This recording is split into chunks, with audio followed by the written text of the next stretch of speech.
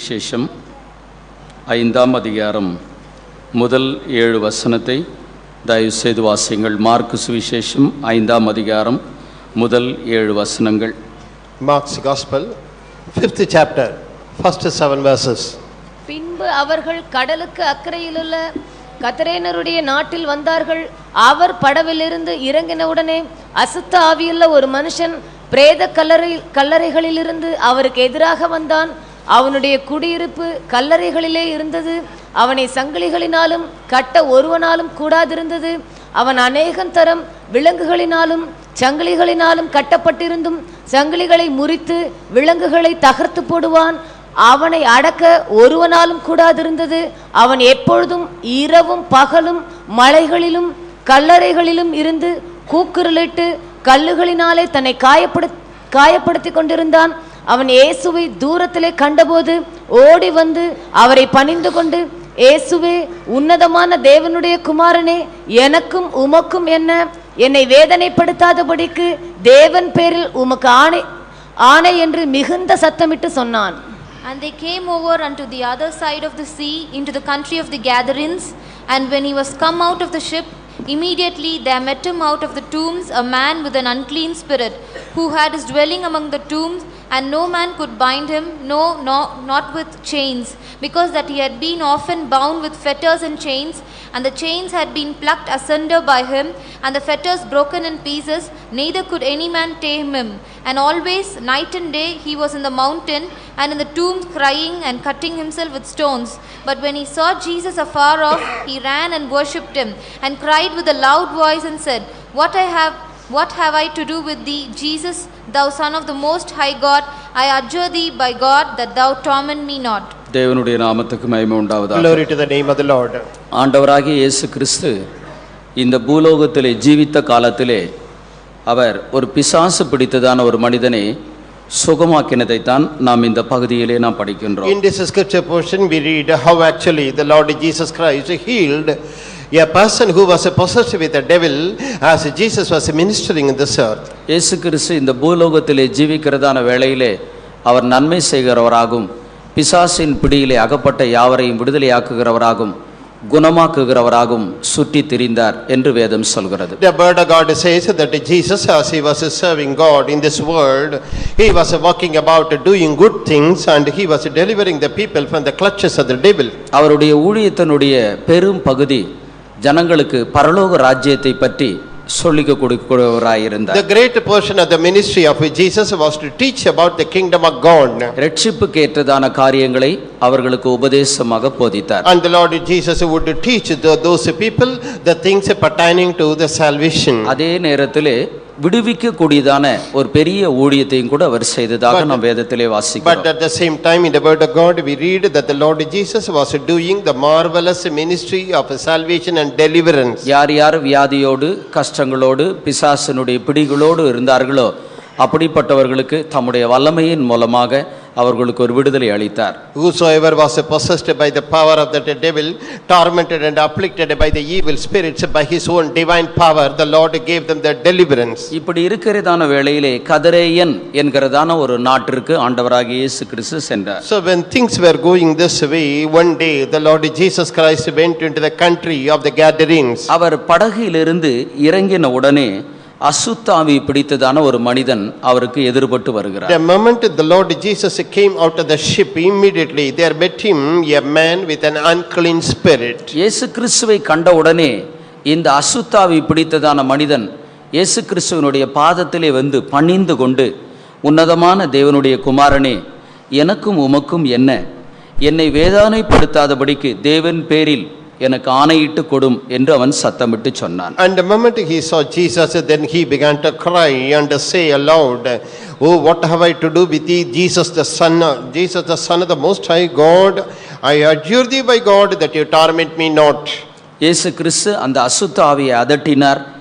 அவன் நல்ல சுகத்தை பெற்றுக்கொண்டு அவன் சொஸ்த புஸ்தி உடையவனாய் இருந்ததாக நாம் இந்த பகுதியிலே நாம் So in படிக்கிறோம். this portion we read that the Lord Jesus Christ rebuked that foul spirit, and immediately that person was healed and he came back to his good senses. இந்த பகுதி நாம் எல்லாராலும் வாசிக்க கேட்டு அறிந்த ஒரு காரியங்கள் தான். And this is something which we all have read, we have heard it many times, we know it very well. இந்த சம்பவத்திலிருந்து நாம் என்ன விளங்கிக் கொள்ளப் போகின்றோம்? What are we going to understand and comprehend out of this scripture portion? ஒரு பிசாசு பிடித்ததான ஒரு மனிதன் இருந்தான். There was a man possessed by a devil, அவனுடைய குடியிருப்பு பிரேத கல்லறையாய் இருந்தது. and he was dwelling among the tombs. அவன் கல்லறையிலே அவன் குடியிருந்தான். So among the tombs he had his dwelling. அவனை சங்கிலிகளினாலும் கட்ட முடியாது என்று வேதத்திலே The படிக்கிறோம். Bible says that nobody could be able to bind him with the chains and fetters. அவன் மலைகளிலும் அவன் குகைகளிலும் இருந்து கொண்டு எப்போதும் அவன் கூக்குரலிட்டு கொண்டே இருப்பான். And he would be dwelling in the mountains and in the tombs, he will always be howling and crying. தன்னுடைய சொந்த சரீரத்தையே கல்லுகளினால் அவன் காயப்படுத்தி His கொண்டிருந்தான். own body he would be wounding with the stones. 5ஆம் அதிகாரம் 15வது வசனத்தை நாம் வாசிக்கிறதான வேளையிலே When we read அவன் வஸ்திரம் தெரியாதவனாக இருந்ததாகவும் கூட நாம் படிக்கின்றோம். When we read the 5th chapter verse 15, we read that he had no proper clothing upon himself. பிசாசு ஒரு மனிதனுக்குள் புகுந்ததான நேரத்திலே அவனுடைய ஜீவியத்தை முழுமையாக மாற்றிவிட்டது. So the day the devil is entering into the life of a man, it is changing his pattern of life completely. அவனை கல்லறையிலே குடியிருக்கும்படிக்கு செய்தது. It compels him to dwell among the tombs. சங்கிலிகளினால் கட்டி வைத்தாலும் சங்கிலிகளை முறித்து போடும்படிக்கு செய்தது. Though that a person is bound with the fetters and the chains, it causes that a person to break away those chains. அவன் இரவும் பகலும் எப்போதும் கூக்குரலிட்டு கொண்டே இருக்கும்படிக்கு செய்தது. And night and day that the devil would compel him to cry and howl out. அவனுடைய சரீரத்தையே கல்லை எடுத்துக்கொண்டு காயப்படுத்தி கொள்ளும்படிக்கு And செய்தது. the devil is compelling this man to make wounds upon his own body with the stones. வஸ்திரம் இல்லாதவனாகவும் கூட அவனை மாற்றி போட்டதாக நாம் படிக்கின்றோம். We read also in the word of God that this unclean spirit is compelling him to go naked and not clothed at all. இந்த சம்பவங்கள் அக்காலத்திலே நடைபெற்ற ஒரு காரியங்களா இருந்தாலும் Even though these things really happened in those days, ஆவிக்குரியவர்களின் மத்தியிலே இந்த பிசாசினுடைய வல்லமைகள் எப்படி போராடுகிறது என்பதை தான் நாம் இன்றைக்கு விளங்கிக் கொள்ள and போகிறோம். this morning we are going to understand how actually these evil spirits are striving against us, against the spiritual people. பிசாசை பற்றி நாம் படிக்கும்போது அவன் பழைய பாம்பு என்று நாம் When வாசிக்கிறோம். we read about the devil, we understand that this is the old serpent. அவன் ஆதிகாலம் முதற்கொண்டு மனுஷனை அவன் வஞ்சிக்கிறவனாய் இருக்கின்றான். Right from the earliest times, he has been deceiving the people. காலத்திற்கு ஏற்றாற்போல் தன்னுடைய சுவாபங்களை தன்னுடைய குணாதிசயங்களை மாற்றிக்கொண்டு இந்த பூமியிலே அவன் கிரியை செய்து கொண்டிருக்கிறான். And depending upon the times and the seasons, the devil will change his tactics and his way of life, and he would be working his devious works in this world. சாத்தானுடைய வல்லமைகளை நாம் விளங்கிக் கொள்வோமானால் நம்முடைய ஆவிக்குரிய வாழ்க்கையை நாம் பாதுகாத்துக் கொள்ள முடியும். If only we can understand the power of that Satan, then we will be able to preserve our spiritual life. அவனுடைய தந்திரங்களை நாம் விளங்கிக் கொள்ளாத பட்சத்திலே நாம் எவ்வளவு ஆவிக்குரியவர்களாய் இருந்தாலும் நம்முடைய ஜீவியத்தை நாமே கெடுத்துக் கொள்ளக்கூடியதாக இருக்கும். If we do not understand the subtlety, the cunningness of that devil, we may be really spiritual, but a day will come when we will have to have a fall. ஆவிக்குரியவர்களாகிய நம் மத்தியிலே இந்த வல்லமைகள் போராடி கொண்டிருக்கின்றது. We are spiritual people, but in spite of that, among us, these powers are working. வேதம் சொல்கிறது தெரிந்து கொள்ளப்பட்டவர்களை வஞ்சிக்கிறதான ஒரு காலம்தான் இந்த காலம். The Bible says that this is the time when even the elect people will be carried away by that Satan. நீதிமானே ரட்சிக்கப்படுவது அரிதானால் பாவியும் பக்தி இல்லாதவனும் எங்கே நிற்பான்? And when the righteous is scarcely saved, then where is that ungodly and the sinner? அருமையானவர்களே, இக்காலங்களிலே நாம் எப்படிப்பட்டவர்களாய் காணப்படுகிறோம்? And beloved people of God, what is our nature in these days? பாவியாய் இருக்கிறோமா, பக்திமானாய் இருக்கிறோமா, அல்லது நாம் நீதிமான்களாய் காணப்படுகிறோமா? Are we righteous? Are we godly? Or do we have that devotion to God? நான் நீதிமானே ரட்சிக்கப்படுவது அரிதானால் பாவியும் பக்தி இல்லாதவனும் எங்கே நிற்பான்? When the righteous can scarcely be saved in these days, where that ungodly and the sinner will appear? பரிசுத்தமாய் ஜீவிக்கிறவர்கள் சன்மார்க்கமாய் ஜீவிக்கிறவர்களை வீழ்த்தும்படியாக பிசாசானவன் அதிகமாய் போராடி கொண்டிருக்கிறான். The devil is striving at his best in these days so that they who are leading a holy saintly life may fall. நாம் வெளிப்படுத்தலின் புத்தகத்திலே வாசிக்கிறதான வேளையிலே வானத்திலே பிரகாசமாய் நின்னிக் கொண்டிருக்கிறதான நட்சத்திரங்களிலே வலுசர்பமானது தன்னுடைய வாளினாலே மூன்றில் ஒரு பங்கை விழத்தள்ளிற்று என்று நாம் In the படிக்கிறோம். book of Revelation, we read those stars which are shining so brightly in the heavenly places that the devil is dragging 1/3 of it down to the ground. பிரகாசமாய் மின்னிக் கொண்டிருக்கிறதான நட்சத்திரங்களிலே சாத்தானான் தன்னுடைய வாளினாலே மூன்றில் ஒரு பங்கை விழத்தள்ளினார். So the Satan by his tail is drawing out and casting down 1/3 of the stars shining in the sky. இந்த நட்சத்திரங்கள் என்று சொல்லக்கூடியவர்கள் யார்? Who are they that can be called as the stars in the sky? அநேகரை நீதிக்குட்படுத்துகிறவர்கள் நட்சத்திரங்கள் என்று அழைக்கப்படுகிறார்கள். So the Bible says people who are bringing many people into righteousness, they are called as stars. கர்த்தருக்கென்று ஊழியம் செய்யக்கூடியவர்கள் அவர்கள் நட்சத்திரங்கள் என்று Those அழைக்கப்படுகிறார்கள். people who are serving the Lord, they are called as stars. ஒரு விதத்திலே சொல்ல போனால் நாம் ஒவ்வொருவரும் நட்சத்திரமாகவும் கூட In காணப்படுகிறோம். one sense, we can say that every one of us can be called individually as a star. நட்சத்திரம் என்று சொல்வது இரவை ஆளுவதற்காக உண்டாக்கப்பட்டது. So when we say the star, that is the heavenly body created so that it can have dominion over darkness. இந்த உலகத்தை ஆளுவதற்காக நட்சத்திரமாகிய நம்மை ஆண்டவர் உண்டாக்கி வைத்திருக்கின்றார். And to reign over the world, if the Lord had created us as the stars. நாம் பிரகாசிக்கக்கூடிய நட்சத்திரங்களாய் நாம் காணப்படுகின்றோம். And we are seen right now as the shining stars. நம்மை விழத்தள்ளும்படிக்கு பலவிதமான பொல்லாத ஆவியினுடைய வல்லமைகள் கிரியை செய்து கொண்டிருக்கிறதான காலம்தான் இந்த காலங்களாய் இருக்கின்றன. This is exactly the day and the time when the wicked spirits are striving against us so that they may cause us to fall. பழைய ஏற்பாட்டு காலத்திலே சிம்சோன் என்ற ஒரு மனிதனை பற்றி படிக்கிறோம். In the Old Testament, we read about a man called by name Samson. இந்த சிம்சோன் கர்த்தருடைய வல்லமைக்கு அவன் ஒரு பொக்கிஷத்தை போல காணப்பட்டான். And this Samson was seen as a treasure house, manifesting the power of the Lord. ஆண்டவருடைய வல்லமையை மற்றவர்களுக்கு முன்பாக எடுத்து காண்பிக்கக்கூடிய ஒரு கருவியாக காணப்பட்டான். And he was that instrument who would be able to demonstrate and show forth the power of God. இவனுடைய வல்லமையை கண்டதான பெலிஸ்தியர்கள் இப்படிப்பட்ட ஒரு வல்லமையுடையவனாய் இருக்கிறானே இவனை எப்படி கட்டலாம் என்று நினைத்தார்கள். The Philistines saw this man as a powerful man, then they wanted to find out the ways to bind this man. அவனை எதினால் கட்டினால் அவனுக்கு இருக்கக்கூடியதான மகா பலம் அவனை விட்டு போய்விடும் என்று நினைத்தார்கள். And they wanted to find out by which force they can bind him so that this exceeding strength may go away from him. அவனுக்குள்ள இருக்கக்கூடியதான பலவீனத்தை கண்டுபிடித்தார்கள். அவன் மகாபலம் அவனை விட்டு போய்விட்டது. They found out that the infirmity, the weakness in Samson, then at that moment his exceeding strength departed from him. இந்த பெலிஸ்தியர்கள் என்று சொல்கிறவர்கள் சாத்தானுடைய வல்லமையை So when வெளிப்படுத்துகிறார்கள். we say these Philistines, they manifest the power of that devil. பிசாசினுடைய வல்லமைகள் நமக்குள்ள இருக்கக்கூடியதான மேன்மையை கர்த்தர் கொடுத்திருக்கிறதான ஆவிக்குரிய காரியங்களை மேன்மையான காரியங்களை பறிக்கும்படிக்கு அவன் பிரயாசப்பட்டு So கொண்டிருக்கிறான். the devil, Satan is always striving his best so that he can take away the excellent and the spiritual glory God has given to us. வேதத்திலிருந்து அநேக பக்திமான்கள் விழுந்து போனவர்களை பற்றி நாம் அறிந்து கொள்கிறோம். In the word of God, we read how actually so many godly saints had a fall. தாவீதை எடுத்துக்கொள்வோமானால் அவன் தேவனுடைய இருதயத்துக்கு ஏற்ற ஒரு நபராயிருந்தான். When we consider the life of David, he was a man after the heart of God. ஆனால் தாவீதினுடைய இருதயத்தை சாத்தான் AV விட்டதாக நாம் வேதத்திலே நாம் But yet we read in the word of God that Satan actually urged, prompted the heart of David. இஸ்ரவேலின் ராஜாவாகிய ஆகாபினுடைய காலங்களிலே தீர்க்கதரிசிகளுடைய வாயிலே சாத்தான் பொய் தீர்க்கதரிசியினுடைய ஆவியாய் காணப்பட்டார். During the time of Ahab, the king of Israel, then these evil spirits were there as the spirit of prophecy. கர்த்தருக்காக ஊழியம் செய்தவன் பேதுரு. And Peter was serving the Lord. ஒருமுறை இந்த பேதுருக்குள்ளும் பிசாசானவன் கிரியை And செய்கிறான். one time even in this life of Peter, the devil began to do his work. இயேசு கிறிஸ்து தனக்கு நேரிடக்கூடியதான பாடுகளை கஷ்டங்களை விவரிக்கிறதான வேளையிலே At the time when Jesus was explaining the sufferings, afflictions he has to undergo, அப்பொழுது பேதுரு சொல்கிறான் இவைகளெல்லாம் உமக்கு சம்பவிக்க கூடாது நேரிடக் கூடாது என்கின்றார். at that time Peter told him saying, these things should not happen to you, Lord. அதற்கு இயேசு பேதுருவை பார்த்து அப்பாலே போ சாத்தானே நீ தேவனுக்கு ஏற்றவைகளை சிந்தியாமல் மனுஷனுக்கு ஏற்றவைகளை சிந்திக்கிறாய் என்று சொன்னார். And to this Jesus replied, get thee behind me, Satan. You are not savoring those things that pertain to God, but which pertain to man.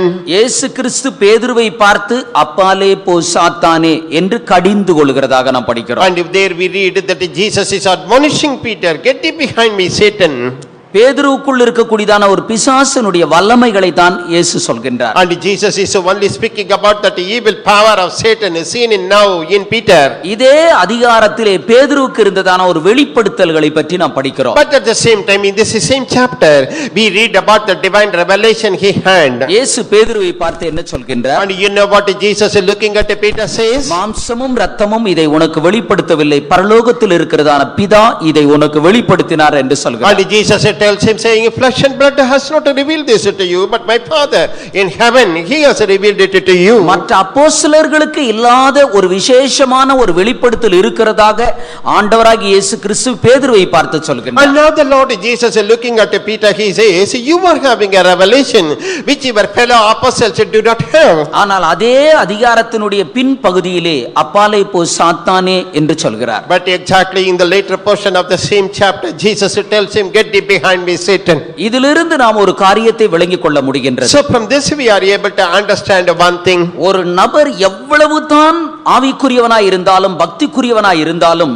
அவர்கள் எச்சரிக்கையாய் வாழ வேண்டியதாய் இருக்கின்றது. Even though a man may be very godly, a person may be very righteous, but yet he has to be very vigilant in this world. நாங்கள் ஆவிக்குரியவர்கள் பக்திக்குரியவர்கள் கர்த்தரைங்களை பாதுகாப்பார் என்று ஏனோதானோ என்று ஜீவிக்கிற வேளையிலே அவர்கள் சத்துருவின் மூலமாக வஞ்சிக்கப்படுவார்கள். So when they are at ease, when they are lethargic, saying we are spiritual, we are devoted to the Lord, then that the devil is just carrying them away by his deceit. வேதத்திலே பிசாசை பற்றி சிங்கத்திற்கு ஒப்புமையாகும் சர்ப்பத்துக்கு ஒப்புமையாகும் நாம் வேதத்திலே In the வாசிக்கிறோம். word of God, we are seeing that the devil is compared to a lion and also to an adder, a serpent. 1 பேதுருவின் புஸ்தகம் 5ஆம் அதிகாரம் 8வது வசனத்தை நாம் வாசிக்கும் In போது 1 Peter 5th chapter verse 8. பிசாசானவன் யாரை விழுங்கலாமோ என்று கெர்ச்சிக்கிற சிங்கத்தை போல வகைதேடி சுற்றித் திரிகிறான். And the devil is walking about as a roaring lion, seeking whom he may devour. 1 கொரிந்தியர் 11ஆம் அதிகாரம் 3வது வசனத்தை நாம் வாசிக்கும் In போது 1 Corinthians 13 verse 3. சர்ப்பமானது தன்னுடைய தந்திரத்தினாலே ஏவாளை வஞ்சித்தது போல. Even as that serpent has beguiled Eve through its subtlety.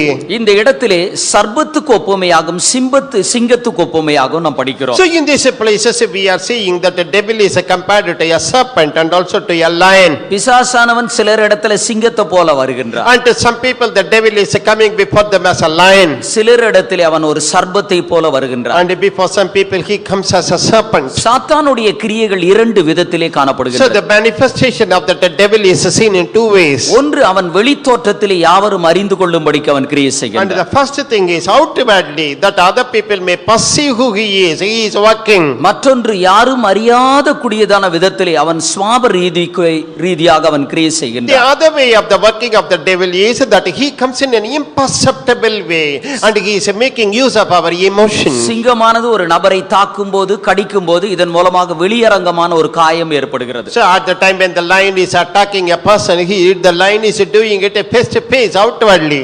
சர்ப்பமானது ஒரு மனிதனை தீண்டுகிறதான நேரத்திலே வெளியரங்கமான ஒரு காயம் இல்லாவிட்டாலும் அதனுடைய விஷம் உடனடியாக இரத்தத்திற்குள்ளே கலந்து When விடுகின்றது. that serpent is biting a man, outwardly we don't see any sign or symptom, but immediately the venom, the effect of that is seen in the body. ஒரு கூட்டத்தார் பிசாசினால் பிடிக்கப்பட்டு அவர்கள் ஆடுகின்றார்கள், பலவிதமான தீமையான காரியத்தை அவர்கள் One செய்கிறார்கள். group of people, they come under the control of the devil, then they begin to see the dance and they do all evil things. மற்றொரு கூட்டத்தாருக்குள்ளே பிசாசானவன் வெளித்தோற்றத்திலே கிரியை செய்யாவிட்டாலும் But in the other group of people, the devil may not do any covert or any outside work. அவர்களுடைய சுவாபங்களுக்குள் பிசாசானவன் கிரியை செய்து But கொண்டிருக்கின்றான். the devil is working subtly through their inward nature. ஆண்டவரை அறிந்தவர்களாய் இருந்தாலும் பொல்லாத சுவாபத்தினால் பிடிக்கப்பட்டவர்களாய் இருக்கின்றார்கள். Even though they know the Lord Jesus, they are captivated by wicked nature. இந்த சுவாபத்தின் மூலமாக மற்றவர்களுடைய ஜீவியத்தையும் கூட அழிக்கும்படிக்கு அவர்கள் And பிரயாசப்படுகின்றார்கள். because of their evil nature, they are constantly trying to destroy the life of others also. சரியாக சொல்ல போனால் சாத்தானானவன் இன்றைக்கு அநேகரை வஞ்சித்துக் கொண்டிருக்கின்றான். In other words, we can say rightly that the devil is deceiving many people in these days. இன்றைக்கு ஊழியக்காரர்களை எடுத்துக்கொள்வோமானால் அவர்களையும் கூட பிசாசானவன் விடவில்லை, அவர்களையும் கூட சத்தியத்தின் மூலமாக அவர்களை வஞ்சிக்கின்றான். And look at the life of some of the servants of God. The devil is not sparing them at all. By his covert truth, he is deceiving them. தவறான உபதேசங்கள் பிழையான காரியங்களை சொல்லிக் கொடுத்து சபைக்குள்ளே தவறான காரியத்தை விதைக்கும்படிக்கு செய்கின்றார். And he is teaching that the perverted doctrine and also the corrupt word, and he is causing these servants to sow them as seeds in the church. சபையை அழிப்பதற்காக அவர்களையும் கூட பிசாசானவன் பிடித்துக் Even கொள்கிறான். these servants of God are used by this devil so that he may destroy the church of God. அருமையானவர்களே, நாம் ஜீவிக்கிறதான இந்த காலங்கள் ஒரு போராட்டமான ஒரு காலங்களாய் Yes, இருக்கிறது. beloved people of God, the time right now we are living is actually the time of warfare. இந்த காலங்களிலே சாத்தானுடைய தந்திரங்களை விளங்கி நாம் எவ்விதமாக செயல்படுவது என்பதை நான் சுருக்கமாக உங்களுக்கு சொல்லும்படி Now I want to விரும்புகிறேன். tell you briefly that how we can comprehend the methodology of that devil and how to fight against him and overcome.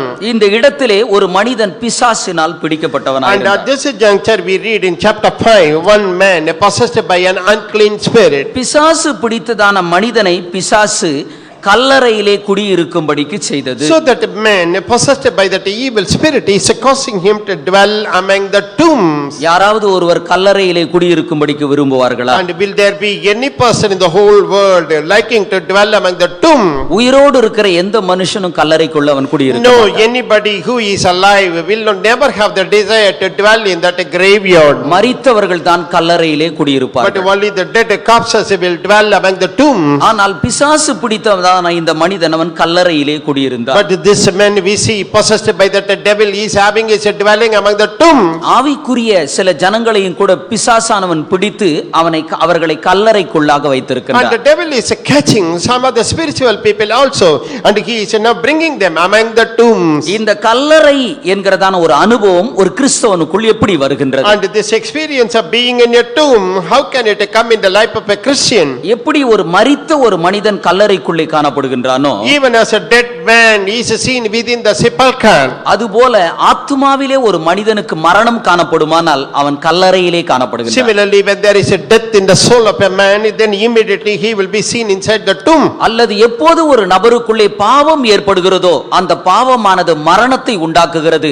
அந்த மரணமானது அவர்களை கல்லறையிலே வைக்கும்படிக்கு செய்கிறது. In other words, the moment sin is entering into the life of a man, the sin is begetting death into that man, and the death is leading that person inside the sepulchre. எபேசியர் 2ஆம் அதிகாரம் 1வது வசனத்தை நான் வாசிக்கும்போது, In Ephesians 2nd chapter verse 1, அக்கிரமங்களினாலும் பாவங்களினாலும் மரித்தவர்களாய் இருந்ததான உங்களை உயிர்ப்பித்தார் என்று நான் and வாசிக்கிறோம். we read, the Lord had quickened you who were dead in trespasses and sins. நாம் ரட்சிக்கப்படுவதற்கு முன்பாக இருந்ததான அனுபவங்கள் தான் இது. And these are the experiences which we had before we were saved. ரட்சிக்கப்படுவதற்கு அக்கிரமத்திற்கும் பாவத்திற்கும் நாம் இடம் கொடுத்தபடியினால் ஆவிக்குரிய வாழ்க்கையிலே நாம் மரித்தவர்களாய் இருந்தோம். And before we got saved, because we gave room to these sins and trespasses in our spiritual life, we were as good as a dead. நான் ஏற்கனவே சொன்னேன், மரித்து போன ஒரு மனிதன் தான் அவன் கல்லறையிலே I have காணப்படுவான். already told you, only a dead body, dead person will be among the tomb. நம்முடைய வாழ்க்கையிலே பாவங்கள் எப்பொழுது ஏற்படுகின்றதோ,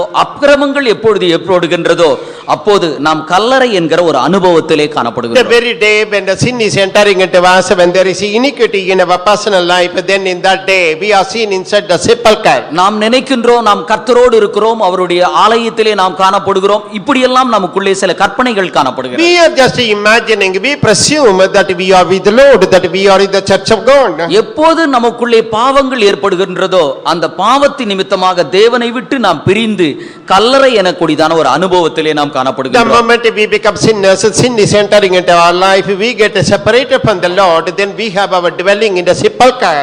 இந்த சத்தியத்தை கேட்கிறதான நேரத்தில் சிலர் நினைக்கலாம், என்னுடைய ஜீவியங்கள் எல்லாம் மிகவும் பரிசுத்தமா இருக்கிறது, இப்படி இருக்கிற வேளையில நான் எப்படி கல்லறையிலே இருக்கிறேன் என்று சொல்லலாம். And as I am telling you this truth, some of you may think, see how holy I am. With this holiness within me, how can I be among the tomb and the sepulchre? ஆண்டவரை அறியாத ஜனங்களின் மத்தியில் இருக்கக்கூடியதான பாவங்கள் வேறு.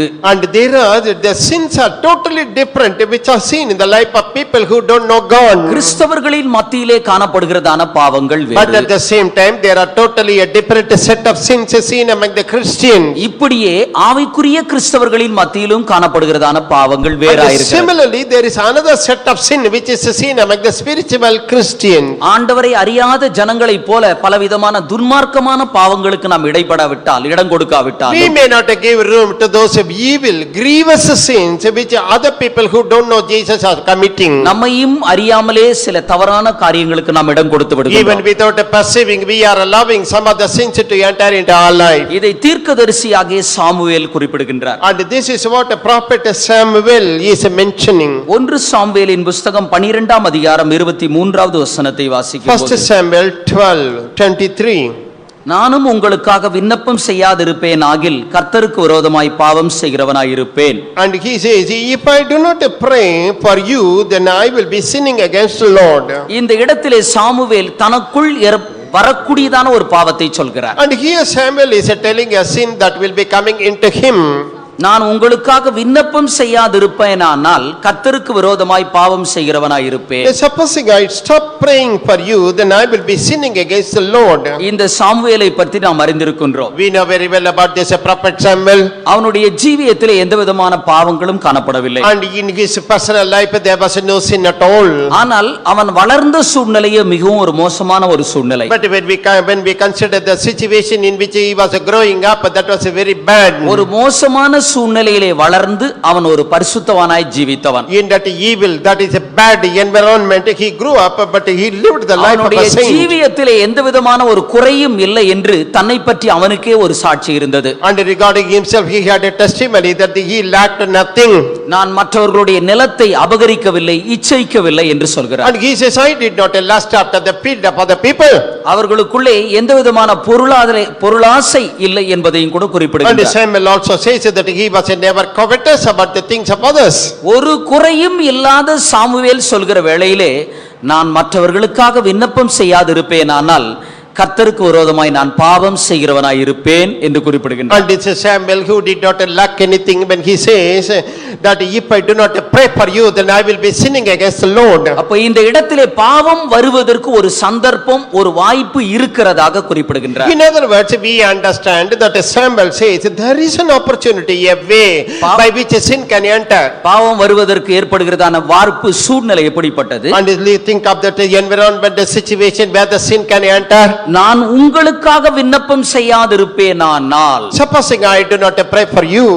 இஸ்ரவேல் ஜனங்களை பற்றி சொல்கின்றார். And regarding the people of Israel, Samuel says, இந்த வேத வாக்கியங்கள் உரைக்கப்படுகிறதான காலங்களிலே இஸ்ரவேல் ஜனங்கள் ஒரு பின்மாற்றமான ஒரு சூழ்நிலையில் at the இருந்தார்கள். time when these scriptural portions were written, the people of Israel were in a very backslidden state. இஸ்ரவேல் ஜனங்களை தீர்க்கதரிசிகளின் மூலமாக அவர் நடத்தி வந்தார். And the Lord was guiding the people of Israel through the prophets. ஆனால் இஸ்ரவேல் ஜனங்களோ தங்களை நியாயம் விசாரிப்பதற்கு மற்ற ஜாதியாரை போல எங்களுக்கும் ஒரு ராஜா வேண்டும் என்று கேட்டார்கள். But these people of Israel demanded God that even as the Gentiles had, they wanted to have a king to judge over them. அவர்கள் ராஜா வேண்டும் என்று கேட்டது சாமுவேலுக்கு வருத்தமாயிருந்தது. And Samuel felt sorrowful when those people demanded for a king. ஆண்டவர் Samuel இடத்தில் சொல்றார், நீர் அவர்களுக்காக அந்த வார்த்தைக்காக நீ வருத்தப்பட வேண்டாம். And the Lord told Samuel, do not feel grieved or sorrowful because of the words of the Israelites. அவர்கள் உன்னை தள்ளவில்லை, நான் அவர்களை ஆளாதபடிக்கு என்னைத்தானே தள்ளினார்கள் என்று And the சொன்னார். Lord says, they have not rejected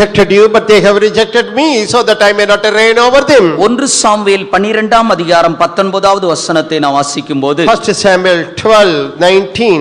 இஸ்ரவேல் ஜனங்கள் சாமுவேலை பார்த்து சொல்கின்றார்கள், And the people of Israel looking at Samuel says, நாங்கள் சாகாதபடிக்கு உம்முடைய தேவனாகிய கர்த்தரிடத்தில் உம்முடைய அடியாருக்காக விண்ணப்பம் செய்யும். and you please pray to your Lord so that we may not die.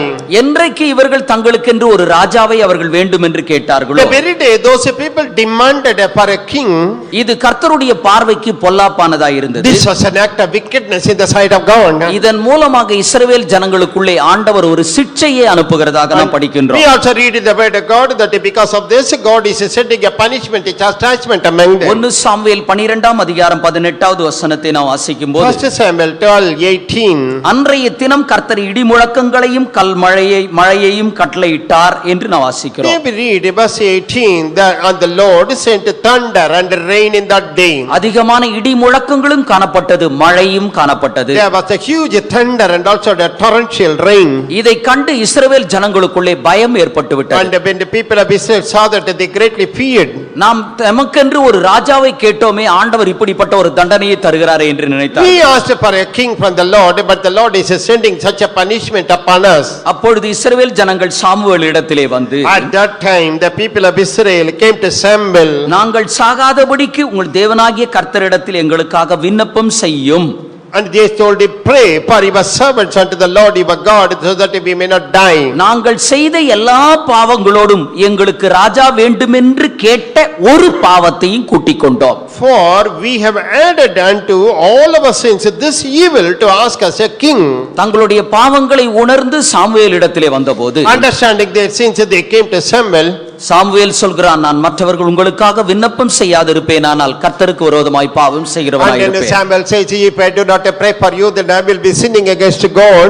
அப்போ சாமுவேலுடைய வாழ்க்கையிலே பாவம் வருவதற்கு சந்தர்ப்பம் எது? So you see here the occasion by which the sin can enter into the life of Samuel. அவன் பரிசுத்தவானாய் பக்திமானாய் காணப்பட்டாலும் On his part he was holy and he was devoted to the Lord. பின்மாற்றத்தில் இருக்கக்கூடியதான ஜனங்களுக்காக அவன் விண்ணப்பம் செய்யாதிருப்பேனானால் அவனுடைய வாழ்க்கையிலே பாவங்கள் ஏற்படும். Supposing he is not interceding for the backsliders, then sin will enter into his life. அருமையானவர்களே, நாம் விரும்பி எந்த ஒரு தவறான பாவங்களை நாம் செய்யாவிட்டாலும் Yes, beloved people of God, willingly we may not commit any sin.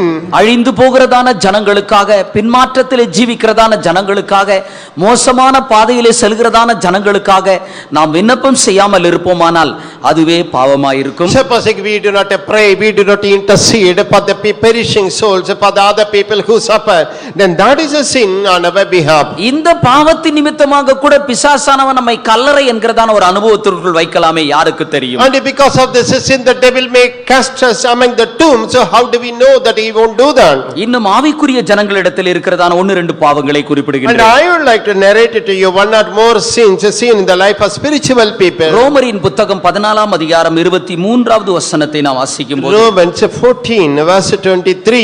அங்கே விசுவாசத்தினால் வராதது யாவும் பாவமே என்று நாம் And there வாசிக்கிறோம். we read, whatever is not coming by faith is a sin. இது ஒரு ஊழியக்காரர்களுக்காக மாற்றம் எழுதப்பட்டதான ஒரு வார்த்தைகள் அல்ல. And this is not that a word written just for the servants of God. ரோம சபையாருக்காக எழுதப்பட்டதான வார்த்தைகள். But this is the word written down for the congregation at Rome. விசுவாசத்தினாலே வராத யாவும் பாவமே. All things not by faith is a sin. விசுவாசம் என்று சொல்வது தேவ நம்பிக்கை என்று நாம் So சொல்லலாம். when we say faith, that is that confidence, a trust we have on God. நாம் எதை உடையவர்களாய் இருக்கிறோமோ அதை தேவனிடத்திலிருந்து நாம் பெற்றுக்கொள்கிறவர்களாய் நாம் காணப்பட So வேண்டும். whatever we have, we should have received all that from the Lord God. தேவனிடத்திலிருந்து பெற்றுக்கொள்ளாத ஒன்று அது நம்ம குடும்பத்தில் இருக்குமானால், வீட்டில் இருக்குமானால் அது பாவமாய் காணப்படும். Supposing we have one thing which is with us or in our home, family, then that is a sin. இஸ்ரவேல் ஜனங்களுக்கு ஆரம்ப நாட்களிலே ஒரு விசுவாசம் இருந்தது. In the beginning, these Israelites had a faith. இந்த விசுவாசத்தின் மூலமாகத்தான் அவர்கள் எகிப்தை அவர்கள் விட்டு விட்டார்கள். And because of that faith only they left behind that land of Egypt. அவர்கள் எகிப்திலிருந்து புறப்படுகிற காலத்திலே At the time when they started the journey from Egypt, தேவன் அவர்களுக்கு என்று வாக்கு பண்ணி வைத்ததான கானானை பற்றி சொல்கின்றார். and God is telling about that Canaan which he had promised to them. அந்த கானான் ஒரு செழிப்பான ஒரு தேசம். That Canaan is a flourishing country. அது வானத்தின் மழை தண்ணீரை குடிக்கும் That தேசம். will be drinking the water from heaven. அது ஒன்றுக்கும் குறைவுபடாத ஒரு தேசம். That it doesn't lack anything at all. இப்படிப்பட்ட காரியங்களை வார்த்தை அளவு, சொல்ல அளவு தான் அவர்கள் கேட்டார்கள். And these things they heard only at the level of the word explanation. ஆனால் அந்த கானானை அவர்கள் கண்கூடாக அவர்கள் பார்க்கவில்லை. But they never had a look about that Canaan with their eye. இந்த கானானை பார்த்துவிட்டு நாங்கள் பார்த்தோம் என்று எகிப்தில் இருக்கும்போது யாரும் வந்து அவர்களுக்கு சொல்லவும் இல்லை. And nobody came and told them, yes, we have seen that land of Canaan by ourselves.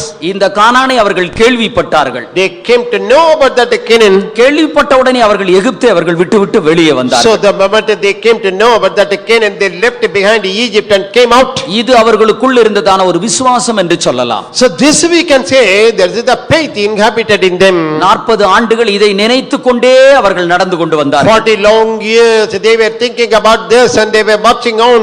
ஆனால் கானானுடைய எல்லை அருகே வந்தபோது என்ன நேர்பட்டது? You know, when they touched the border of this Canaan, what happened to them? கானான் தேசத்தினுடைய கனிவர்க்கங்கள் அவர்களிடத்திலே கொண்டு வந்து கொடுக்கப்பட்டது. And the different the fruits were brought to them. இதோ பாருங்கள் அந்த நல்ல தேசத்தினுடைய கனி. See, look here, this is the fruit of that good land. அந்த தேசத்தினுடைய கனியை கண்டாலும் அவர்களுக்கு அந்த தேசம் இப்ப வேண்டாம் என்று They சொன்னார்கள். saw that the fruits of that land, but they say we don't want that land. வேதம் சொல்கிறது அவர்களுடைய அவிசுவாசத்தின் மூலமாக அப்படி ஏற்பட்டது என்று படிக்கிறோம். And the Bible says that it so happened because of their unbelief. unbelief. கானானுடைய எல்லை அருகே அவர்களுக்குள்ளே அவிசுவாசத்தினுடைய ஆவி கிரியை செய்தது. And that spirit of unbelief began to work in the life of the Israelites near the border of Canaan. ஆரம்பத்திலே அவர்களுக்குள்ளே ஒரு விசுவாசம் இருந்தது. But in the beginning they had a faith. ஆனால் முடிவிலே அவர்களுக்குள்ள இருந்ததான விசுவாசம் அழிந்து போய்விட்டது. But in that end they lost, they destroyed the faith they had. அருமையானவர்களே, நம்முடைய வாழ்க்கையிலும் அப்படித்தான். Yes, beloved, that is applicable to us also. ரட்சிக்கப்பட்ட காலத்தில் இயேசுவை நம்ம பார்க்கவே கிடையாது. At the time of our salvation we never had a vision of Jesus. ஒரு சின்ன அனுபவத்தை அவரிடத்திலிருந்து நாம் அனுபவித்திருப்போம். And we just experienced a small experience from Jesus. ஆதியில் இருந்தோ பலவீனத்தில் இருந்தோ பிரச்சனையில் இருந்தோ ஆண்டவர் நமக்கு ஒரு விடுதலையை தந்திருக்கிறார். Yeah, the Lord granted a deliverance, maybe from some sickness, from some problem. ஆனால் அதை வைத்துக்கொண்டு இயேசுதான் மெய்யான தேவன் என்று உறுதியாய் பற்றிக்கொண்டோம். But we enjoyed that and we began to cling on to Jesus, saying Jesus is really God. ஆனால் இன்றோ நமக்கு இயேசு மெய்யான தேவன் என்பது எத்தனையோ சம்பவங்களின் மூலமாக அறிந்திருக்கிறோம். But today, different incidents have revealed to us that Jesus is really God. நமக்குள்ள இருக்கக்கூடியதான விசுவாசமானது நம்மிலிருந்து குறைந்து காணப்படுகிறது. But that faith we had diminished. இந்த விசுவாசத்தை பொறுத்து தான் நமக்காக அவர் கிரியை செய்ய முடியும். And now, depending upon the measure of faith we have, Lord can do things for us. ஒரு சர்க்கஸ்காரன் ஸ்கூல்ல ஒரு சர்க்கஸ் வித்தையை காண்பித்துக் கொண்டிருந்தார். And a circus man, he came to a school and he was exhibiting some of his exploits. ஒரு கயிற்றை ஒரு முனையிலிருந்து இன்னொரு முனைக்கு அவன் கட்டி வைத்து விட்டு He was tying a rope from one end to the other end. இந்த முனையிலிருந்து அந்த முனைக்கு அவன் நடந்து கொண்டு சென்றான். And he was walking along that rope from one end to the other end. இதை பார்த்து கொண்டிருந்தான பிள்ளைகள் எல்லாரும் கைத்தட்டி So சந்தோஷப்பட்டார்கள். those little children, when they saw him walking on the rope, they clapped and they felt happy. அதற்கு பிற்பாடு ஒரு வண்டியை அவன் எடுத்துக்கொண்டான். And after that he took a cycle. இந்த கயிற்றிலே வைத்து நான் இந்த வண்டியை தள்ளி கொண்டு போகிறேன் அப்படின்னா. And he said, I am going to ride over this small vehicle upon this rope. எல்லா மாணவரையும் மாணவியையும் பார்த்து இப்படி ஒரு கேள்வி கேட்டான். And looking at those children in the school, he asked them, இந்த வண்டியை தள்ளி கொண்டு நான் அந்த கரைக்கு அந்த பக்கமாக போய் விடுவேனா என்றான். and he asked them, can I just take this vehicle along with me and walk along that rope and reach the other side? எல்லாரும் சொன்னார்கள், நீங்கள் கட்டாயமாக அங்க போய் விடுவீர்கள். All the children replied, yes, surely you will reach that other end. ஒரு குறிப்பிட்ட மாணவனை பார்த்து விதமாக கேட்டான். And looking pinpointedly at a student, he asked, நீ சொல், இந்த வண்டியை நான் தள்ளி கொண்டு நான் அந்த பக்கமாக போய் விடுவேனா? now you tell me, can I just push this cart along and go reach the other end? இவன் சொன்னான், உறுதியாக நீங்கள் இந்த கரையிலிருந்து அந்த பக்கமாக போய் விடுவீர்கள். Then that little chap said, yes, surely you will be able to pull it along from this end to the other end. அப்போது சர்க்கஸ்காரன் அந்த மாணவனை பார்த்து சொன்னான், And the circus man, looking at this student, he said, என் மீது இவ்வளவு நம்பிக்கை நீ வைத்திருக்கிறாய், you are having so much confidence upon me. இந்த வண்டியிலே நீ ஏறி உட்கார்ந்து கொள். Then now come, be seated upon this cycle, come. நான் உன்னையும் சேர்த்து தள்ளி கொண்டு அந்த கரைக்கு போகிறேன் என்றான். Then I will draw you upon this rope and I will take you to the other side. அந்த மாணவனோ நான் வர முடியாது என்று But சொன்னான். then that student said, no, I don't want to come.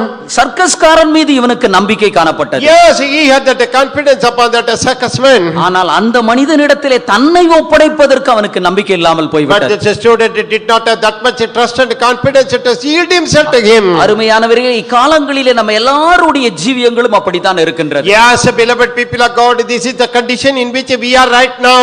தேவனை பற்றி மற்றவர்களுக்கு நாம் அறிவிக்கிறவர்களாய் இருக்கின்றோம். We are able to tell about Jesus to other people. அவர் பெரிய தேவன், பெரிய காரியங்களை செய்வார் என்று நாம் And சொல்கின்றோம். then we proclaim, say he is a great God and he will do great things. அந்த பெரிய தேவன் நம்முடைய வாழ்க்கையிலே கிரியை செய்வதற்கு நாம் அவரிடத்திலே நம்மை ஒப்படைக்காத நிலவரத்திலே But we காணப்படுகின்றோம். are not able to surrender our lives to that great God to do great things to us. நம்முடைய ஜீவியங்களிலே நம்முடைய வாழ்க்கையிலே எது தேவையோ எல்லாவற்றையும் அவரிடத்திலிருந்து நம்பிக்கையின் மூலமாக விசுவாசத்தின் மூலமாக நாம் பெற்றுக்கொள்ள வேண்டியதா So இருக்கிறது. through trust, through confidence and faith, whatever we need in our life, we have to receive it from the Lord Jesus. இல்லாவிட்டால் அது நம்முடைய ஜீவியத்தில் இருக்கிறதான ஒரு பாவமாக நாம் காணப்படும். When we don't have that, then that is considered as a sin in our life. அடுத்தது, இந்த பிரேத கல்லறை இருந்ததான ஒரு மனிதனை ஒருவராலும் அடக்க முடியாமல் இருந்தது. And the next point is, this man who was seen among the tombs, nobody will be able to control him. மூன்றாவது நான்காவது வசனத்தை நாம் வாசிக்கும் போது, When we read the verses 3 and 4,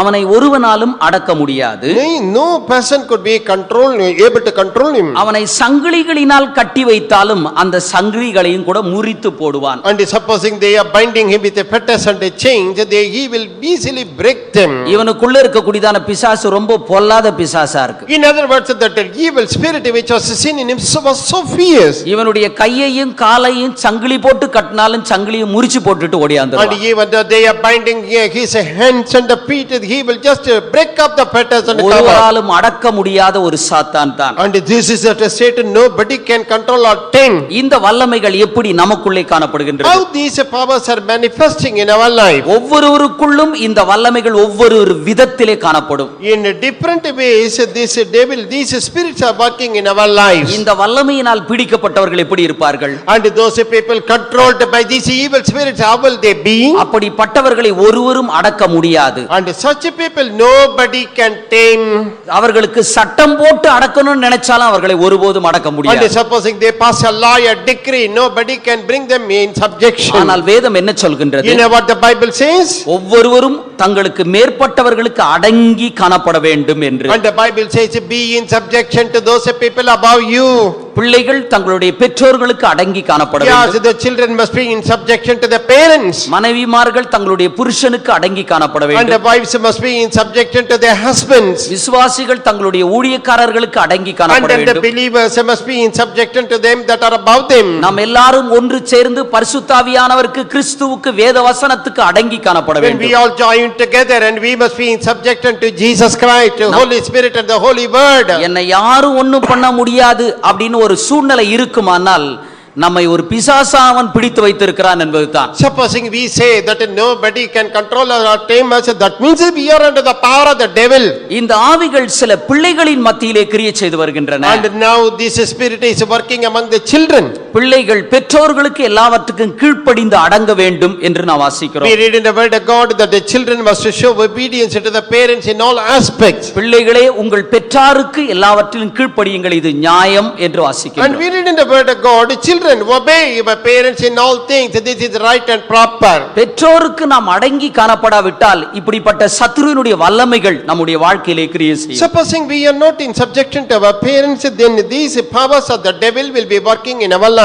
பெற்றோர்களுக்கு கீழ்ப்படிந்து காணப்பட வேண்டும் என்ற கண்டிப்பான கட்டாயம் சட்டம் பழைய ஏற்பாட்டு காலத்தில் இருந்தது. In the Old Testament time, there was a law, a decree that these children must be in subjection to the parents. உபாகமம் 21 அதிகாரம் 18வது வசனத்திலிருந்து சில வசனத்தை வாசிக்கும்போது, Deuteronomy 21 right from 18. தன் தகப்பன் சொல்லையும் தன் தாயின் சொல்லையும் கேளாமலும், And if a child is not obedient to the voice of the father and the mother, அவர்களால் தண்டிக்கப்பட்டும் அவர்களுக்கு கீழ்ப்படியாமலும் போகிற அடங்காத ஒரு துஷ்ட பிள்ளை ஒருவனுக்கு இருந்தால், when they have chastened him and they will not hearken to them, if there is a stubborn and rebellious son. எல்லாரும் திறந்து அந்த பகுதியை பாருங்கள். And please open your Bible and look at தகப்பன் this சொல்லை verse. தாயினுடைய சொல்லை கேளாமல் அடங்காத ஒரு துஷ்ட பிள்ளை இருந்தால், If a man has a stubborn, rebellious son which will not obey the voice of the father or the mother, பெற்றோர்கள் தங்களுடைய பட்டணத்தின் மூப்பரிடத்திலே வந்து சொல்வார்களாக. and then shall the father and the mother bring them unto the elders of the city. 21வது வசனத்தில் அவன் சாகும்படிக்கு பட்டணத்தினுடைய மனிதர்கள் முன்பாக அவன் கல்லெறிய கடவன். Verse 21, let all the men of his city stone him with a stone so that he die. இப்படியே தீமை செய்கிறதான தீமையை உன் நடுவிலிருந்து விலக்க வேண்டும் என்று நான் வாசிக்கிறோம். They will read, so you shall put evil away from you. பழைய ஏற்பாட்டு காலத்தில் இருக்கக்கூடியதான கண்டிப்பான சட்டத்தை பாருங்கள். And look at this hard and stubborn law seen in the Old Testament dispensation. ஒரு மகன் தகப்பனுடைய சொல்லையும் தாயினுடைய சொல்லையும் கேட்காட்டா அவனை கல்லெறிந்து கொல் என்று ஒரு சட்டம் இருந்தது. Supposing a son is disobedient to the voice of the father and the mother, then stone him to death. That was the law in those days. இதை கேள்விப்படுகிறதான ஜனங்கள் எல்லாரும் பயப்பட வேண்டும் என்று நாம் படிக்கிறோம். And we read that those people who come to hear of this incident, they must have the fear. இப்படிப்பட்ட சட்டங்கள் இக்காலத்தில் இல்லாதபடியினால நம்ம இப்படி ஒண்ணா ஜீவிக்கலாம் என்பதல்ல. And because such rules and regulations are not seen in these days, it doesn't mean we can live as we like. ஆண்டவரே இப்படிப்பட்ட சட்டங்களை கொடுத்திருக்கிறதுனால காலங்களில் நாம் எச்சரிக்கையோடு கூட காணப்பட வேண்டும். Because God himself has given such decrees and laws, we must be vigilant. பிள்ளைகளுக்கு சொல்லக்கூடியதான புத்திமதி என்னவென்றால், You know the instruction given to the children? நீங்கள் எவ்வளவுதான் பெற்றோர்களை பார்க்கலும் படித்தவர்களாயிருந்தால், Yeah, you may be more qualified than your parents. உங்கள் பெற்றோர்களை பார்க்கல நீங்க தான் எவ்வளவுதான் அதிக சம்பளம் You may be வாங்கக்கூடியவர்களாயிருந்தால், drawing more salary than your parents. உங்களுடைய பெற்றோர்களுக்கு நீங்கள் கீழ்ப்படிந்து அடங்கும் போதுதான் அது ஆசீர்வாதமாய் காணப்படும். That will be a blessing only when you obey and you are in subjection to your parents. எப்படிதான் இருந்தாலும் உங்களுடைய பெற்றோர்கள் ஒரு அனுபவசாலிகளாய் இருக்கிறார்கள். Whatever be the case, your parents have got lot of exposure. தங்களுடைய அனுபவத்தில் இருக்கக்கூடியதான காரியத்தை உங்களுடைய ஜீவியத்தில் அவர்கள் உங்களுக்கு சொல்லும் போது அதை ஏற்றுக்கொள்ள வேண்டியதா And இருக்கு. out of their experience, a long-standing experience, if they tell you something, you have to take it. அது ஏற்றுக்கொள்ளும் போது உங்களுடைய பிற்காலத்துக்கு மிகவும் ஒரு பிரயோஜனமாய் ஆசீர்வாதமாய் காணப்படும். If you receive it, then that will be a blessing for your life later days. அதுபோல மனைவியாய் இருக்கக்கூடியவர்களும் தன்னுடைய புருஷனுக்கு கீழ்ப்படிய வேண்டும். Similarly, the wives must be in subjection to their husbands. ஆரம்பத்திலே ஆண்டவர் ஒரு பெண்ணுக்கு என்ன சொன்னார்? You know, in the beginning, what God told to a woman, உன் ஆசை உன் புருஷனை பற்றி your இருக்கும், desire shall be upon him. அவன் உன்னை ஆண்டு கொள்வான். He will rule over you. உன் ஆசை உன் புருஷனை பற்றி இருக்கும், அவன் உன்னை ஆண்டு கொள்வான். And your desire will be upon him and he will have rule over you. ஆண்டு கொள்வான் என்று சொல்லும்போது உன்னை ஆளுகை செய்வான் என்றுதான் அர்த்தம். When he will have rule over you, it means that he will have dominion இன்னைக்கு எல்லா upon you. குடும்பத்துல நடக்கிறதான ஆளுகை யார்கிட்ட இருக்கு? And now in these days, in the different homes, who has that dominion? ஆளுகை எல்லாம் சகோதரிமார்கள் கையில இருக்கு. And we see generally all these women, sisters have got the சகோதரர்கள் dominion. எல்லாரும் சும்மா உட்கார்ந்துட்டு இருக்கிறாங்க. And all these brothers, the husbands are remaining quiet. ஒரு சகோதரி என்னிடத்தில் விதமாக சொன்னார், One sister came and told me, இப்போ பாருங்க எல்லா பிரதர்ஸும் கரண்டி பிடிக்க ஆரம்பிச்சிட்டாங்க. and you see now all these brothers are holding the ladle ஏன்னா சூழ்நிலை மாறுதான். because the situation gets changed. அதனால எல்லா ஆளுகையும் அதிகாரமும் எங்க கையில தான் இருக்கு அப்படின்னு அவங்க சொல்றாங்க. And that sister claims all that rulership and dominion are with them. உலகம் மாறினாலும் ஜனங்கள் மாறினாலும் கர்த்தர் சொன்ன வார்த்தை என்ன? Yeah, the world may change, the people may change. You know what the Lord has உன் said. ஆசை உன் புருஷனை பற்றி இருக்கும், அவன் உன்னை ஆண்டு கொள்வான். Your desire shall be upon him and he will have control over you. அப்போ ஒரு ஆளுகைக்கு கட்டுப்பட்டு காணப்படுகிறவள் தான் மனைவி என்று சொல்லக்கூடிய. So who is a wife? She is always in subjection to your dominion. ஒரு புருஷனை ஸ்திரீக்கு ஆண்டவர் ஒரு தலையாக And வைத்திருக்கிறார். a husband is kept as a head for a wife. தலை என்ன கட்டளை கொடுக்கிறதோ அவைகள் எல்லாவற்றுக்கும் அவர்கள் கீழ்ப்படிய வேண்டியதா What இருக்கு. that head is commanding, the wife is expected to obey. புருஷனுக்கு கீழ்ப்படியாதவர்கள் எப்படிப்பட்டவர்கள்? And you know the wives who are disobedient to the husbands, what are they? 1 பேதுருவின் புத்தகம் 3ஆம் அதிகாரம் 7வது வசனத்தை வாசிக்கும் In போது, 1 Peter 3 verse 7. அப்படியே பூர்வத்திலே கர்த்தரிடத்தில் நம்பிக்கையாய் இருந்ததான பரிசுத்த ஸ்திரீகள் தங்கள் புருஷர்களுக்கு கீழ்ப்படிந்தார்கள் என்று படிக்கிறோம். And similarly, those women of that olden days, the holy women were in subjection to their own husbands. பூர்வத்திலே கர்த்தரிடத்தில் நம்பிக்கையாய் இருந்ததான பரிசுத்த ஸ்திரீகள் தங்கள் புருஷர்களுக்கு கீழ்ப்படிந்தார்கள். In the olden time, the holy women also who trusted in God, they were in subjection to their own husbands. அப்போ பரிசுத்த ஸ்திரீகள் என்பதற்கு அடையாளம் என்ன?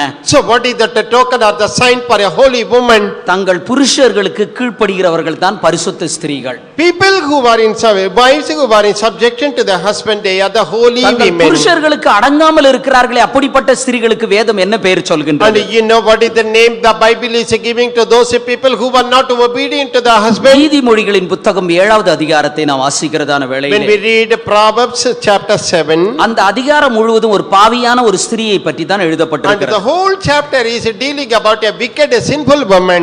7ஆம் அதிகாரம் 11வது வசனத்திலே 7th chapter verse 11. பாவியான ஒரு ஸ்திரீ அவள் வாயாடியும் அடங்காதவளுமாய் இருக்கிறாள். And there we read that the sinful woman is loud and stubborn. தன்னுடைய புருஷனுக்கு அடங்காமல் இருக்கக்கூடியதான யாராய் இருந்தால் அவர்கள் பரிசுத்த ஸ்திரீகள் கிடையாது. And any woman who is not obedient to the husband is not at all holy. உங்களுக்கு எத்தனை நல்ல குணாதிசயங்கள் காணப்பட்டாலும் புருஷனுக்கு அடங்கி காணப்பட You வேண்டும். may be virtuous, you may have so many good qualities, but yet you must be in subjection to the அதே husband. நேரத்தில் இன்னொரு காரியத்தையும் கூட But சொல்கிறேன். at the same time, I want to tell you one more thing. கணவனும் மனைவியும் ஒன்று சேர்ந்து இசைந்து ஒரு காரியத்தை முடிவு செய்து, அதாவது ஒருமித்த கருத்தோடு ஒரு காரியத்தை செய்வதிலே தவறு இல்லை. There is nothing wrong when the husband joins together with the wife, takes a collective decision and do it. கலந்து ஆலோசித்து ஒரு காரியத்தை செய்வதிலே ஒரு தவறு இல்லை. There is nothing wrong in taking counsel one from the other and doing things. அதே நேரத்தில் ஒரு மனைவியாய் இருக்கக்கூடிய ஒரு நபர் நான் சொல்லக்கூடியதான காரியத்தை இதைத்தான் செய்யணும் அப்படின்னு ஒரு பிடிவாதமாய் ஒரு காரியத்தை செய்யும் போது அது ஒரு நல்ல ஆவி அல்ல.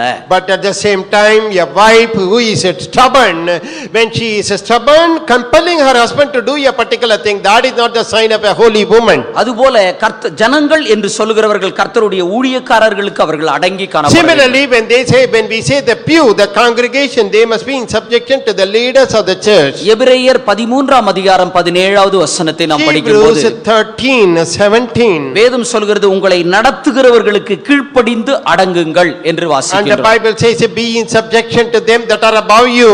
கர்த்தர் நமக்கு கொடுத்திருக்கிறதான ஊழியக்காரர்களுக்கு நாம் கீழ்ப்படிந்து அடங்கும் போது அது ஆசீர்வாதமாய் So மாறுகிறது. when we are obeying those leaders given to us by the Lord, then that will be a source of blessing to us. ஒரு ஊழியக்காரன் என்று சொல்கிறவன் சபைக்கு வருகிறதான ஆசீர்வாதங்களுக்கு வாய்க்காலை போன்றவன் தான். When we say the servant of God, he is of course the channel of the blessings flowing into the church. உங்க தனித்தனியே இருக்கக்கூடிய நபருக்கு ஒரு ஆசீர்வாதம் வருது அப்படின்னா கர்த்தர் ஒரு ஊழியக்கார மூலமா தான் ஒரு ஆசீர்வாதத்தை When தருகிறார். you say individually some blessing is reaching you, then God is passing on that blessing through the servant of God. ஒரு ஊழியக்காரனுக்கு கீழ்ப்படியும் போது அது ஒரு ஆசீர்வாதமாய் So மாற்றப்படுகின்றது. when you are obeying the servant of God, then that is a blessing. இஸ்ரவேல் ஜனங்களை ஆசீர்வதிப்பதற்கு ஆண்டவர் தம்முடைய ஊழியக்காரனாகிய மோசேயின் இடத்திலே சொன்னார். And to bless the people of Israel, God told his servant Moses. இப்படிப்பட்ட ஆசீர்வாதங்களை நீ அவர்கள் மேல் நீ கூறு என்று சொன்னார். And the Lord said, pronounce these words of blessings upon the people. அவர்களுக்கு பிற்பாடு ஆண்டவர் நியாயாதிபதிகளை தீர்க்கதரிசிகளை ஏற்படுத்தினார். And after that the Lord appointed the prophets and also the judges. அவர்கள் மூலமாகவே ஆசீர்வாதங்கள் ஜனங்களுக்கு உண்டானது. And through them only the blessings descended upon the people of God. அப்போ ஊழியக்காரன் என்று சொல்கிறவன் ஆசீர்வாதத்தினுடைய வாய்க்கால் என்று அழைக்கப்படுகின்றான். Then when we say the servants of God, they are actually the channel, the source of the blessing. உங்களுக்கு எத்தனை அனுபவம் இருந்தாலும் கர்த்தருடைய ஊழியக்காரர்களுக்கு கீழ்ப்படியும் போதுதான் அது உங்களுக்கு ஆசீர்வாதமாய் மாறுகிறது. You may have a long years of experience, but only when you obey the servant of God, you will be blessed. அடங்காமல் காணப்படுகிற நீங்களா இருந்தாலும் சரி, அது நானா இருந்தாலும் சரி, ஏதோ ஒரு விதத்திலே ஒரு பொல்லாத வல்லமைகள் நம்மோடு கூட போராடி When கொண்டிருக்கின்றது. we are stubborn, whether it is you or I, in some way, a evil spirit will be working against us. மூன்றாவது, இந்த பிசாசு பிடித்ததான மனிதன் அவன் கூக்குரலிட்டு கொண்டிருப்பான் என்று நான் And வாசிக்கிறோம். thirdly, we see that this devil possessed person will be always howling, crying out. எப்போதும் அவன் சத்தம் போட்டுக்கிட்டே இருந்துட்டு Always இருப்பான். he will be making some noise. இந்த ஆவிகளும் கூட ஒரு சில கூட்டத்தார் இடத்திலே உண்டு. And these spirits are seen in one group of spiritual people. சிலர் சண்டை வருகிறதான நேரத்திலே சத்தம் உயர்த்தி And பேசுவார்கள். sometimes, when people quarrel, fight with another, they will be raising up their சிலர் voice. தங்களுடைய வீட்ல எப்போ இருந்தாலும் சரி பொதுவாவே சத்தம் போட்டு தான் பேசிட்டே And இருப்பாங்க. some people, commonly, usually, they will be talking at a high pitch. தேவ சமூகத்துக்கு வந்தா வாயை திறந்து பாடவும் மாட்டாங்க, கை தட்டவும் மாட்டாங்க, ஜெபம் பண்ணவும் மாட்டாங்க, அமைதியா இருப்பாங்க. ஆனா வீட்ல போனாங்கன்னா எவ்வளவு சத்தம் போட முடியும் அவ்வளவு சத்தம் When போடுவாங்க. they come to the presence of God, they will not clap their hands, they won't sing the praises of God, they won't pray, but the moment they reach home, they will be shouting. ஒரு ஆவிக்குரியவன் என்று சொல்லும்போது அவன் சத்தம் உயர்த்தி கூட பேசக்கூட கூடாது. And when we say the spiritual person, he will not be crying. வேதம் சொல்கிறது அவர்கள் அமைதலான ஒரு ஜீவியம் செய்ய வேண்டும். And the Bible says that they must lead a quiet life. மத்தேயு சுவிசேஷம் 12ஆம் அதிகாரம் 19வது வசனத்தை வாசிக்கும்போது Matthew's Gospel 12:19. இங்கே ஆண்டவராகிய இயேசு கிறிஸ்துவை பற்றி நாம் படிக்கின்றோம். Here we read about our Lord Jesus.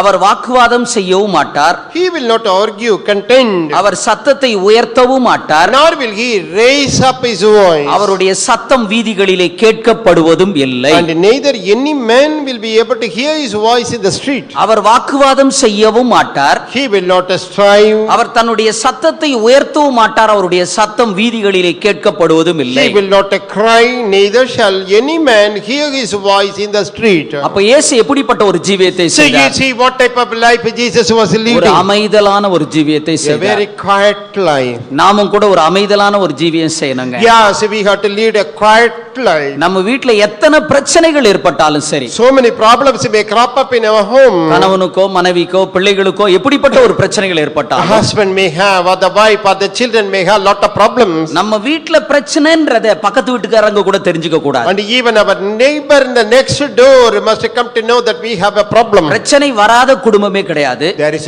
no home where there is no problem. எத்தனையோ கருத்து வேறுபாடுகள் நம்முடைய குடும்பங்களிலே உண்டாகும். Yeah, there will be so many differences of opinions in our home. இந்த கருத்து வேறுபாடுகள் உண்டாகிறதான நேரத்துல பக்கத்து வீட்டுக்காரங்க என்ன சண்டை போட்டீங்க, நேத்து ராத்திரி என்ன அடிதடியா இருந்துச்சு அப்படின்லாம் கேட்க கூடாது. When we are having these differences of opinions, our next door neighbor should not come. What is that argument you had? You had that fighting. சில நேரத்துல பாருங்க, சண்டை வர்ற நேரத்துல தான் சில ரொம்ப சத்தம் உயர்த்தி பேசிக்க And you see in some of the homes at the time when they are quarreling, they raise up their voice and they shout. நம்ம என்ன நினைப்போம்னா, கொஞ்சம் சத்தமா பேசினா அவர் கொஞ்சம் அடங்கிடுவார் அப்படின்னு You நினைப்போம். know what we presume? If I raise voice, the other person will be quiet. இதனுடைய உண்மையான பொருள் என்ன? What is the real import behind it? இவர்களுக்குள்ளே ஒரு கூக்குரல் இடக்கூடியதான ஒரு பொல்லாதாவி உள்ள பூந்து இருக்கு. And in other words, as evil spirit which is making them to cry has entered. இது சந்தர்ப்பம் வருகிறதான நேரத்துல ரொம்ப சத்தம் போட்டு காமிக்கும். And at the right time it will raise up its voice and cry. நீங்க சண்டை வர்ற நேரத்துல யார் யாரெல்லாம் இப்படி ரொம்ப சத்தம் போடுறாங்களோ நினைச்சுங்க, அந்த பொல்லாதாவி அவங்களுக்குள்ள இருக்குதுன்னு நினைங்க. So at the time when you are quarreling, a person is raising the voice, understand that this wicked spirit is in them. பொதுவாகவே நாம் பேசினாலும் கூட நம்முடைய வார்த்தை மென்மையா இருக்க வேண்டும், மற்றவர்களுக்கு பிரயோஜனமா இருக்க வேண்டும். Generally in the matter of conversation, our words must be soft and it must be edifying. குறிப்பாக ஒரு வீட்ல 4 பெண்கள் ரெண்டு பெண்கள் இருப்பார்கள் என்று வைத்துக் கொள்வோமே. Supposing there are 2 women in a house. அந்த வீட்ல 2 பெண்கள் இருக்கிறார்கள் என்பதை பக்கத்து வீட்ல இருக்கிறவங்களுக்கு கூட தெரியக்கூடாது. And even the next door neighbor shouldn't know that there are only 2 women in that house. அந்த அளவுக்கு அவர்களுடைய வார்த்தை மிகவும் சுருக்கமான வார்த்தையாக, மெதுவான ஒரு வார்த்தையாக காணப்பட And to வேண்டும். that extent the words must be brief and it must be soft.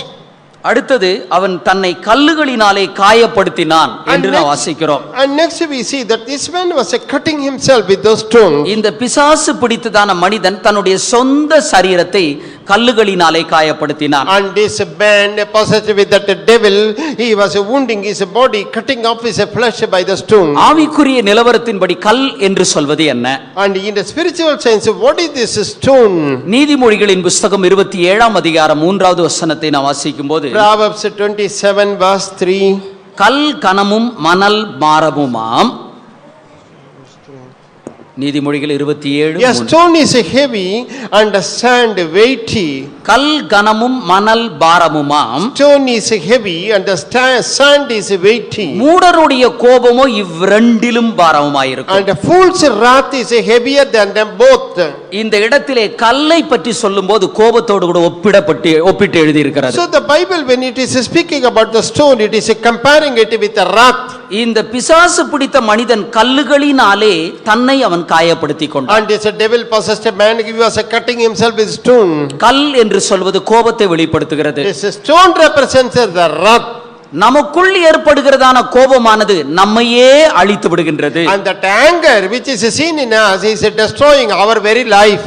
எவ்வளவுக்கு எவ்வளவு அதிகமா நம்ம கோபப்படுறோமோ, கோபத்தின் மூலமாக பிசாசானவன் நம்மை பிடித்து விடுகின்றான். So to what extent we get angry because of this anger, the devil tries to possess us. Coin தன்னுடைய சகோதரின் மேல் எரிச்சல் உடையவனாய் And இருந்தான். this king was envious about his brother. ராஜாவாகிய சவுல் எரிச்சலின் ஆவியினால் And பிடிக்கப்பட்டவனாய் this இருந்தான். king Saul came under the control of the spirit of jealousy. இதன் மூலமாக ஒரு பொல்லாத ஆவி அவனை பிடித்தது. And because of this, one evil spirit took control of him. எவ்வளவுக்கு எவ்வளவு பலவிதம் கோபத்திற்கு இடம் கொடுக்கிறோமோ அதை பொறுத்து பிசாசானவன் நமக்குள்ளே கிரியை செய்கின்றான். To what extent we allow anger in our life, depending upon that, the devil is doing his work in us. Doctors விதமாக Some சொல்கின்றார்கள், of the doctors, they say this. ஒரு நபர் கோபப்படுகிறதான வேளையிலே At the time when the person is angry, அவர்களுக்குள்ளே cortisol என்கிறதான ஒரு அமிலமானது சுமக்கிறது. and in him that a particular chemical called cortisone is secreted. இது இந்த கார்டிசோல் என்கிறதான ஒரு அமிலம் ஒரு நச்சுத்தன்மை உள்ள ஒரு அமிலமா This இருக்கிறது. cortisol is something toxic. இந்த நச்சுத்தன்மை உள்ளதான அமிலத்தின் மூலமாக அவர்களுக்குள்ளே மனநோய் ஏற்படுகின்றது. And because of this toxic chemical, these people become psychologically upset. அவர்களுக்குள்ளே சரியாமை ஏற்படுகிறது, அல்சர் ஏற்படுகின்றது. And the ulcer gets formed in their stomach and also the other side effects. இரத்த கொதிப்பு ஏற்படுகிறதாக And the சொல்கிறார்கள். high BP also develops in them. அப்போ கோபம் ஏற்படுகிறதான நேரத்திலே தேவையில்லாத ஒரு அமிலம் சுரந்து இந்த அமிலமானது சரீரத்திற்குள்ளே ஒரு பாதிப்பை ஏற்படுத்துகின்றது. And at the time when we get angry, that's a toxic substance is produced in our body and it brings so many bad effects. இந்த காரியத்தை வேதாகமும் சொல்லவில்லை, டாக்டர்ஸ் தான் சொல்றாங்க. Bible is not telling this, but even the doctors they say this. ஆனால் பரிசுத்த வேதாகமம் என்ன சொல்கின்றது? You know what that Holy Scripture says? ஒரு மனிதன் கோபத்திற்கு இடம் கொடுக்கிற வேளையிலே அவன் சகலவிதமான ஆசீர்வாதத்தையும் இழந்து விடுகின்றான். When a person is allowing anger in his life, then he loses all his blessings. இதன் மூலமாக அவன் பிசாசினால் பிடிக்கப்பட்டு போய் விடுகின்றான். And because of this he comes under the influence of the devil. அருமையானவர்களே, நமக்குள்ள கோபம் வரலாம். அந்த கோபத்தை குறித்து நாம் மிகவும் எச்சரிக்கையாய் காணப்பட வேண்டும். Beloved people of God, yes, anger may come into us, but we have to be very diligent regarding that. ஏனென்றால் இது நம்மை அழித்து விடாதபடிக்கு நாம் அதை நம்மிலிருந்து முற்றிலுமாய் அப்புறப்படுத்த That வேண்டும். it may not destroy us, we have to set aside this anger from our life. மரித்து போனதான பாஸ்டர் டி.யு. தாமஸ் விதமாக சொன்னார். And late Pastor T.U. used to say this. குடிகாரனை பார்க்கிலும் கோபக்காரன் மோசமானவன் என்று சொன்னார். And he said an angry man is worse than a drunkard. ஒரு குடிகாரனை பார்க்கிலும் கோபக்காரன் மோசமானவர் என்று An சொன்னார். angry man is worse than a drunkard. ஒரு குடிகாரன் எப்போ குடிக்கிறானோ அப்பதான் அவன் மோசமானவனா A இருப்பான். drunkard, when he is under the influence of the drink, he is wicked. ஆனால் கோபக்காரனை பொறுத்த மட்டும் அவன் எப்ப சீரியஸா மாறுவான் அப்படின்னு தெரியவே தெரியாது. When we think about that angry man, we never know when he will become serious. ஆகவே நமக்குள்ள இருக்கக்கூடியதான இந்த கோபத்தில் இருந்து ஒரு பூரணமான ஒரு விடுதலையை நாம் பெற்றுக்கொள்ள வேண்டும். And therefore we must have a complete deliverance from the anger from us. சிலர் பாருங்க இந்த கோபத்தை தங்களுக்கு ஆயுதமா வச்சுக்கிட்டு இருக்காங்க. And you see some of these people are possessing this anger as an instrument. மற்றவங்களை ரெண்டு கெட்ட வார்த்தையினால திட்டினா தான் அல்லது ரெண்டு கோபமா பேசினா தான் நமக்கு அடங்குவாங்க, நமக்கு பயந்து இருப்பாங்க அப்படின்னு நினைக்கிறாங்க. And they think that other people will be afraid of us, that they will obey us when we are using some too vulgar words. உங்களுக்குள்ள இருக்கக்கூடியதான ஒரு ரட்சிக்கப்படாத மனிதனுடைய சுபாவத்தை வெளிப்படுத்தி இன்னொரு ஆளை திருத்தணும்ன்ற அவசியம் கிடையாது. And you need not correct the other person by manifesting that unsaved, unsanctified nature. ஒரு பொல்லாத சுபாவத்தை வெளிப்படுத்தி மற்றவர்களை திருத்தணும்ன்ற அவசியம் By கிடையாது. manifesting a wicked, evil nature from us, we need not correct another person. மற்றவர்களை நம்ம திருத்தணும்னா நமக்குள்ள இருக்கக்கூடியதான நல்ல சுபாவத்தை பயன்படுத்தி இந்த நல்ல சுபாவத்தின் மூலமாகவே மற்றவர்கள் திருந்த வேண்டும். Supposing we want to mend a man, correct other person, we have to reveal that our good quality and then correct him. கடைசியாக இந்த மனிதன் அவன் வஸ்திரம் தெரியாதவனாய் இருந்தான் என்று நாம் வாசிக்கிறோம். Finally we read that this man did not clothe himself properly. இவனுக்கு வஸ்திரம் இருந்தது. He had clothes.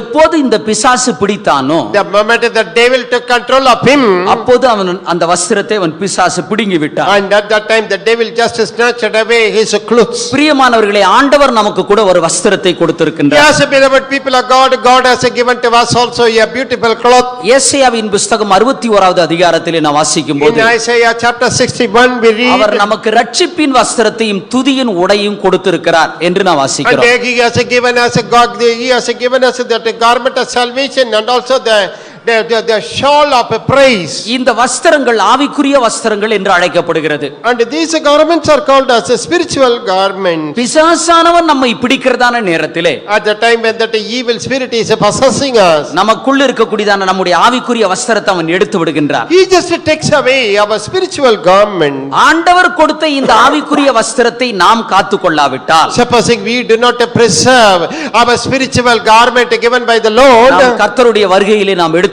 then முடியாது. we will not be caught up in the rapture of the Lord. வெளிப்படுத்தலின் புத்தகம் 16ஆம் அதிகாரம் 15வது வசனத்தை நாம் வாசிக்கும்போது, வெளிப்படுத்தல் 16ஆம் அதிகாரம் 15வது வசனத்தை நாம் Revelation வாசிக்கும். 16th chapter verse 15. இதோ திருடனைப் போல வருகின்றேன், Behold, I come as a thief, தன் மானம் காணப்படத்தக்கதாக that his shame may not appear, நிர்வாணமாய் நடவாதபடிக்கு விழித்துக் கொண்டு and keeping awake, that he may not walk naked. தங்கள் வஸ்திரங்களை காத்துக் கொள்கிறவர்கள் பாக்கியவான்கள் என்று நாம் படிக்கிறோம். And there we read, blessed are the people who keep their garment. இதோ திருடனைப் போல வருகின்றேன், Behold, I come as thief. தங்கள் வஸ்திரங்களை காத்துக் கொள்கிறவர்கள் பாக்கியவான்கள். Blessed are they who keep their garment. ஆண்டவராகிய இயேசு கிறிஸ்து தன்னுடைய வருகையினுடைய நேரத்திலே And at the time of the coming of our Lord Jesus, நமக்கு கொடுக்கப்பட்டதான இந்த வஸ்திரத்தை நாம் காத்துக் கொள்ளும்போது when we are keeping safely the garment given to us, நாம் நிச்சயமாக அவருடைய வருகையிலே காணப்படலாம். Yeah, surely we will be seen in the rapture. இந்த வஸ்திரங்கள் இல்லாவிட்டால், Supposing we don't have this garment, அல்லது ஆண்டவர் கொடுத்ததான இந்த வஸ்திரத்தை பிசாசானவன் பிடுங்கி விட்டால், or the devil has taken away our garment, நாம் கர்த்தருடைய வருகையிலே நாம் காணப்பட முடியாது. then we will not be seen in the rapture of the Lord. ஒரு நபரை பிசாசு எப்போ பிடிச்சாலும் சரி, And at whatever time the devil may take hold of a person, நான் பாவம் செய்து பிசாசு பிடித்தாலும் சரி, whether we commit the sin and the devil takes நான் control of ஏதோ ஒரு us, மீறுதலான ஒரு காரியத்தை செய்து பிசாசு பிடித்தாலும் சரி, supposing we transgress and the devil takes control of us, பிசாசு பிடிச்ச உடனே அவன் என்ன செய்யறான்? you know, when that evil spirit is possessing us, what does he do? ஆண்டவர் எனக்கு கொடுத்ததான ஆவிக்குரிய வஸ்திரங்களை என்னை விட்டு பிடுங்கி விடுகின்றார். And then those spiritual garments Jesus has given, he takes them away from me. வேதத்திலே ஒரு மனிதனை பற்றி படிக்கின்றோம். In the word of God we read about a man. அவன் எருசலேமில் இருந்து அவன் எரிகோவுக்கு போகின்றான். He was proceeding from Jerusalem to Jericho. அவன் எரிகோவுக்கு போகிறதான நேரத்திலே கள்ளர் கையிலே அகப்படுகின்றான். When he was proceeding to Jericho, he fell into the hands of the thieves. கள்ளர் அவனை காயப்படுத்தி அவனை குற்றூராக்கி அவனுடைய வஸ்திரத்தை பிடுங்கினார்கள் என்று We read வாசிக்கின்றோம். in the word of God that these thieves just wounded him and left him half dead. They took away his garment. கள்ளர்கள் அவனை காயப்படுத்தி அவனுடைய வஸ்திரத்தை பிடுங்கினார்கள். That the robbers just wounded him and took away his garment. இந்த கள்ளன் என்று சொல்வது பிசாசை வெளிப்படுத்துகிறது. And this robber represents the thief. இயேசு சொன்னார், திருடன் திருடவும் அழிக்கவும் கொல்லவும் வருகிறானே அன்றி வேறொன்றுக்கும் வரான். And Jesus said, the thief does not come but for to steal, to kill and to destroy. பிசாசானவன் ஒரு மனுஷனை பிடிச்சான்னா ஆண்டவர் அவனுக்கு கொடுத்ததான ஆவிக்குரிய வஸ்திரத்தை பிடிங்கிட்டு அவன் வெறுமையாய் விட்டு விடுகின்றான். Supposing that the evil spirit is controlling a man, he will just take away the spiritual garments given by the Lord. யூதாவின் புத்தகத்திலே ஒரு வசனத்தை நாம் படிக்கின்றோம். In the letter of Jude we read a verse. ஆதி மேன்மையை காத்துக்கொள்ளாமல் தங்களுடைய வஸ்திரத்தை வாசஸ்தலத்தை விட்டுவிட்ட தூதர்கள் என்று And படிக்கிறோம். there we read the angels who kept not their first estate but who did not, he left their habitation. இந்த வசனத்திலே ஆதி மேன்மையை காத்துக்கொள்ளாமல் தங்களுடைய வாசஸ்தலத்தை விட்டுவிட்ட தூதர்கள் என்று So எழுதியிருக்கிறது. this verse says those angels who left their habitation did not keep their first estate. இந்த இடத்திலே வாசஸ்தலம் என்ற ஒரு பதத்தை நாம் And படிக்கிறோம். now we see here a place called habitation. இந்த கிரேக்க பாஷையிலே இந்த வாசஸ்தலம் என்பதற்கு ஒக்கட்டோரியன் என்ற ஒரு பதம் In காணப்படுகிறது. Greek language this habitation is ஒக்கட்டோரியன் என்ற ஒரு பதம் ஒக்கட்டோரியன். காணப்படுகிறது. ஒக்கட்டோரியன் என்பதற்கு வஸ்திரம் என்று அர்த்தம். Occatorian means the garment. ஆதி மேன்மையை காத்துக்கொள்ளாமல் தங்களுடைய வஸ்திரத்தை விட்டுவிட்ட தூதர்கள். And these angels who did not keep their first estate but who lost their garment. ஆண்டவர் தூதர்களை படைக்கும் போது நவரத்ன கற்களோடு கூட படைத்தார். When the Lord God created the angels, he created them with the precious stones. அவர்கள் மகிமையினால் மூடியிருப்பது போல இருந்தார்கள். And it looked as though they were covered with the glory. ஆனால் அவர்கள் தள்ளப்பட்ட போதோ At the time when they were cast down, அவர்கள் நிர்வாணிகளாய் மாறி then போனார்கள். they became naked. இன்னைக்கு இருக்கக்கூடியதான விக்கிரகத்தை பாருங்க. And look at the present day idol. அரைகுறை ஆடையோடு கூட Yes, காணப்படுகிறது. they are seen half clothed. நாம இத பற்றி என்ன நினைக்கின்றோம்? You know what we think about the idol?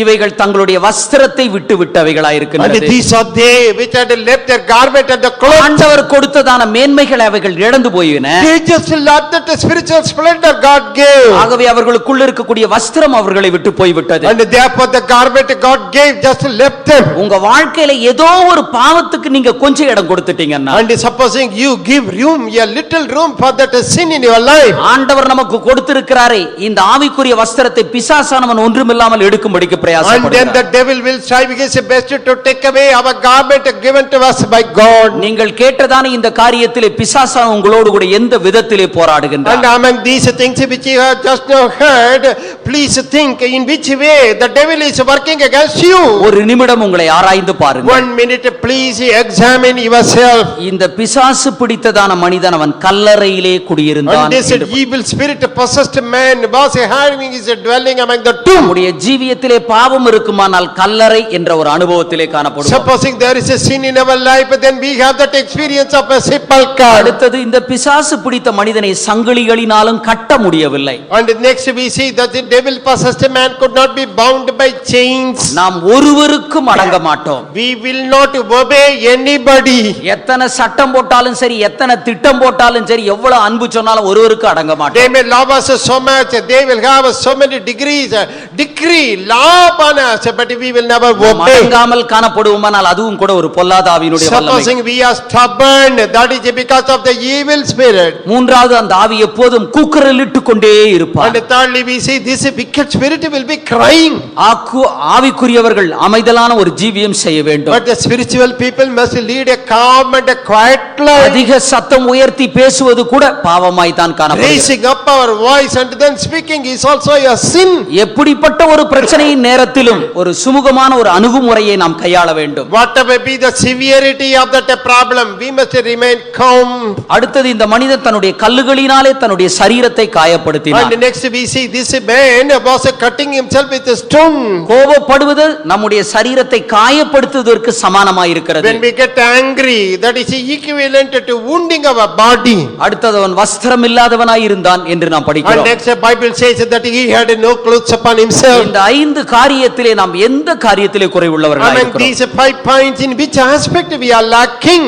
ஒருவேளை பிரியமானவர்களே, இந்த சத்தியத்தை நீங்கள் அறிந்தது போல இருந்தாலும், Oh beloved people, probably you say you know it, ஆவியானவர் உங்களுக்கு இந்த காரியத்தை நினைப்பூட்டி but தந்திருக்கின்றார். the Spirit of the Lord is reminding you this. தேவ சமூகத்திலே உங்களை தாழ்த்தி ஒப்படையுங்கள். In the presence of God, humble yourselves. பலவிதமான பொல்லாத ஆவியினுடைய வல்லமைகள் வஞ்சிக்கிற காலங்கள் இது. Yes, these are the days when the evil spirits are trying to seduce us. வஞ்சிக்கிற காலங்களிலே, இந்த காலங்களிலே நம்மை நாமே பாதுகாத்துக் கொள்ள In வேண்டியதாக these இருக்கிறது. days of deception, let us preserve ourselves. தேவ சமூகத்திலே உங்களை ஒப்படையுங்கள்.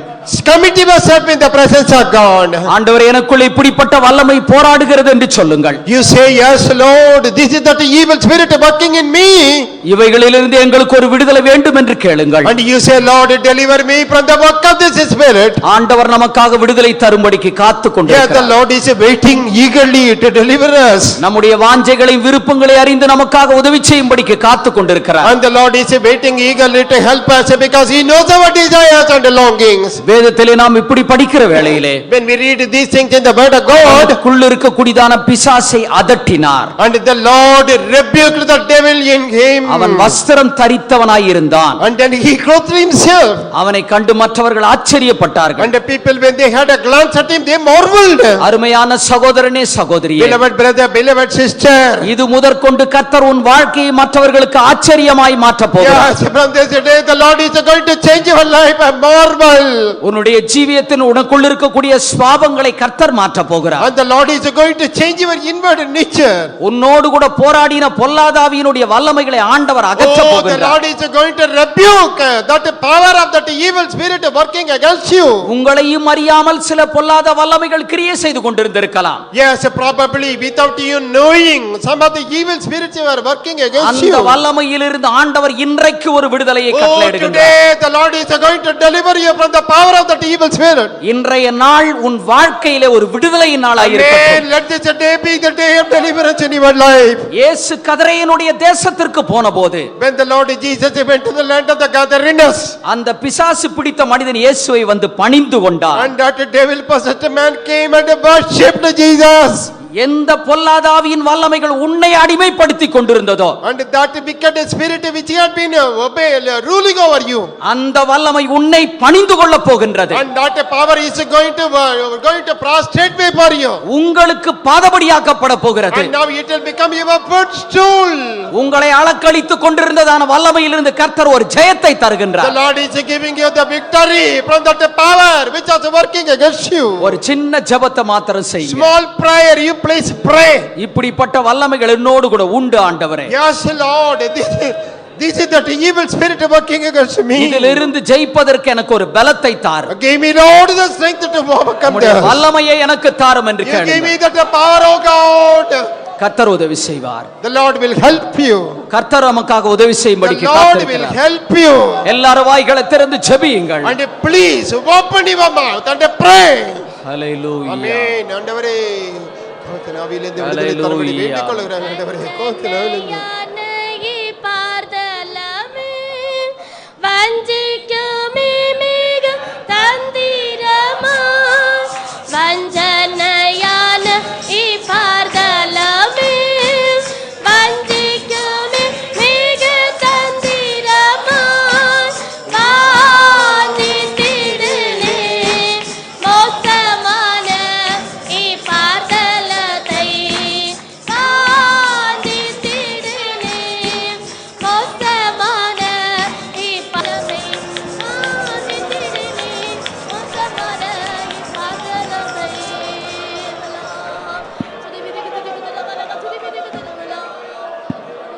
எல்லாரும் ஸ்தோத்திரம் பண்ணுங்க.